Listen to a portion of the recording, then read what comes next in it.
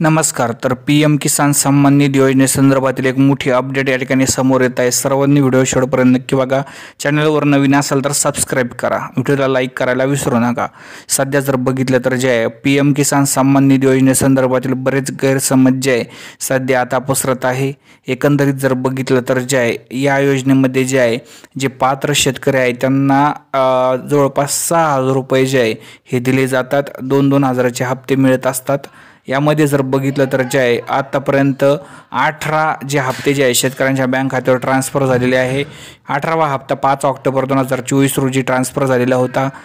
बरेच शेतकरी असं विचारत आहे की त्यांना जे आतापर्यंत या योजनेचे पैसे जमा झालेले नाही.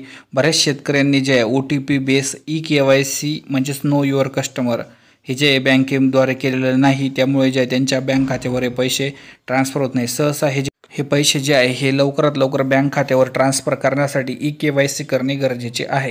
यामध्ये जर दुसरं बघितलं तर जे बऱ्याच ठिकाणी अशा अफवा पसरत आहे की तुम्हाला जे पुढच्या 2 ते 3 दिवसात हे पैसे मिळणार. तर खोट्या बातम्यांपासून परत सावध राहावे. लगेच हे पैसे मिळणार नाही. फेब्रुवारीच्या शेवटच्या आठवड्यात किंवा मार्चच्या पहिल्या आठवड्यात हे पैसे मिळू शकतात. सध्या तरी कोणतीही अपडेट वेबसाईटवर या ठिकाणी आलेली नाही, याची सर्वांनी या ठिकाणी नोंद घ्यावी.